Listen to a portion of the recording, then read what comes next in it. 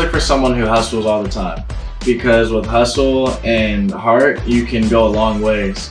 So of course you want to see talent in a player, but not every player has talent right away.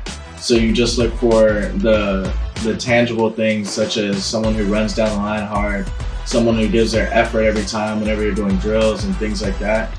You know, someone who just gets after it, because with that grit, you can create something more. One thing I find myself teaching kids year after year is how to handle the art of failure.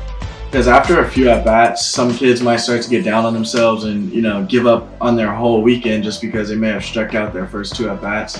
When in reality, the game is much bigger than just those 2 at-bats. Because for one, you can learn from those at-bats, and for 2, the game's still not over yet, nor is a weekend. So I find myself a lot of times just harping on kids to not give up, don't give in yet, keep your head up, keep working, because if you go up your next 2 at-bats and get 2 hits, then your whole day has changed. I don't care what you did the last couple games, you know, let's actually try and work and get better, because, you know, if you want to play this game, there are things you have to work at, there are things you're going to have to try, you're going to have to get uncomfortable sometimes.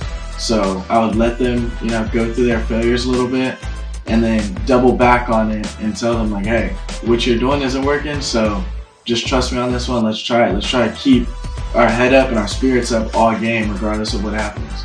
And then at the end of 7 innings, then we can look back and we can evaluate how we did. But if you give up on yourself early, you know, you might never get to that point. So the art of failure is something that I really try to instill in kids, that, like, you're gonna fail, it's just how you're gonna get over it.